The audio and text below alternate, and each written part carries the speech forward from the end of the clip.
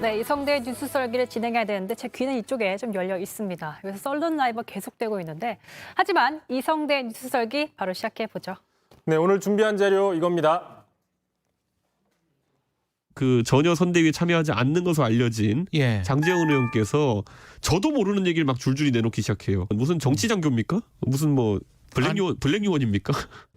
왔냐? 너 정체가 뭐냐?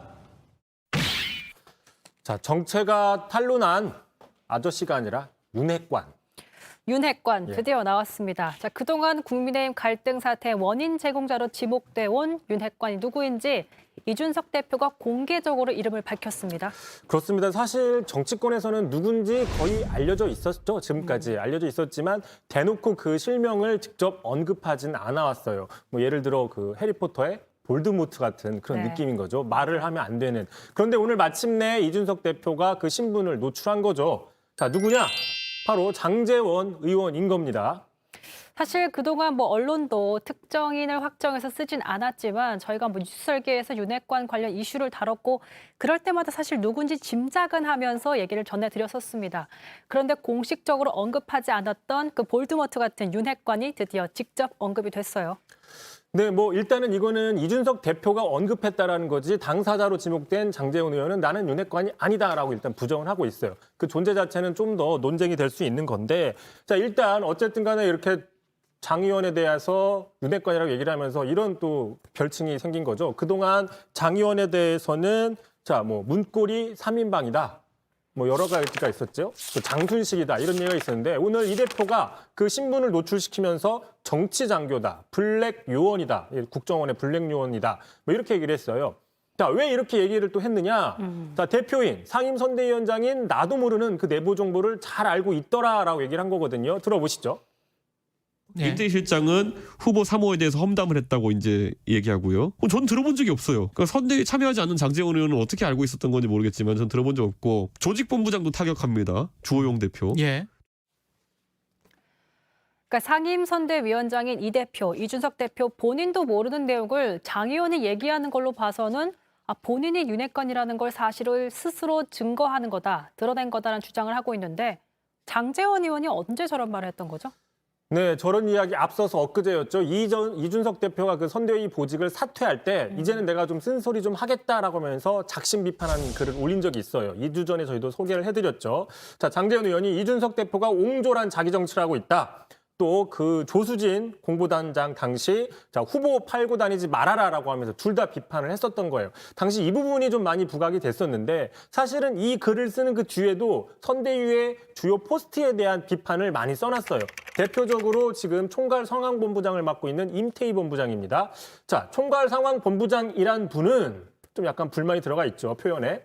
선대위 들어오자마자 사모님이 커튼 뒤에 숨어서 내조한다고 얘기를 하고 있다. 어처구니가 없다. 어떤 근거로 그런 말을 하고 있느냐라고 얘기를 했어요. 자, 그다음에 또 조직본부는 불협화음이 밖으로까지 새어나온다. 주호영 조직본부장. 자, 표현 하나하나에 상당히 불만이 들어가 있는 거죠. 자, 다시 얘기하면 임태희 본부장에 대해서는 당신이 들어온 지 얼마나 됐다고 후보의 그 배우자에 대해서 이러쿵저러쿵 얘기를 하느냐라고 얘기를 하는 거예요. 바꿔 얘기하면은 나는 그걸 좀 아는 사람인데 후보의 배우자는 그런 게 아니다라는 자신의 그 스스로가 핵심 관계자라는 걸 드러내는 발언이다라는 게 바로 이준석 대표의 해석인 거죠. 그런 뉘앙스가 깔려 있다라는 얘기인 것 같습니다. 근데 이 대표가 이제 보직을 사퇴하겠다라고 근본적 그 배경을 살펴보면 김건희 씨의 허위 경력 의혹 논란에 대해서 어떻게 대응할지 의견차가 내부적으로 있었다라고 어제 저희가 전해드렸었습니다. 그러니까 윤핵관 그리고 윤다관 들은 김건희 씨 의혹에 대해서 강경하게 맞대응해야 되고 내부에 대해서는 김 씨에 대해서 부정적으로 언급하면 안 된다. 이런 스탠스를 보여주고 있기 때문에 이 대표가 좀 마찰이 있었던 거죠. 그렇습니다. 그렇게 볼 수 있는 거고요. 참고로 그 장제원 의원이 공개 저격을 했던 임태희 지금 총괄 상황본부장은 김종인 위원장이 데려온 김종인 위원장 측의 인사인 겁니다. 윤핵관이 아닌 거죠. 뭐 오늘 아침 언론 보도에서도 나왔지만 지금 윤석열 선대위는 지금 장제원, 윤한홍, 권성동처럼 이른바 윤석열 후보의 측근으로 분류되는 사람들이 주로 비서실에 포진이 돼 있고 반대로 이제 임태희 위원장, 뭐 본부장, 금태섭 본부장 같이 김종인 위원장과 친한 사람들이 총괄 본부에 포진이 돼 있는 상황인 거죠. 오늘 김정인 본부장은 총괄본부에 힘을 싣겠다 얘기는 했어요. 하지만 그 전에 장제원 의원이 임태희 본부장을 공개 저격했었잖아요. 네. 당신이 배우자에 대해서 뭘 아느냐라고. 바로 그 다음 날이 어제였는데, 자, 어제 임태희 본부장이 기자들 앞에서 김건희 씨에 대해서 얘기를 하는데 좀 눈에 띄는 모습을 보였습니다. 자, 잠깐 보고 가시죠. 김건희 여사 문제 관련해서 오늘은 여기까지만 하시죠. 예, 그 문제는 제가 예, 그 부분에 대해서는 지금 추가로 더 논의를 하신 게 있는지 그 문제는 그 여기까지만 하시죠. 예, 예. 선대위 효율화 예, 오늘 선대위 효율화 방안만 이슈로 좀 해주시면. 예.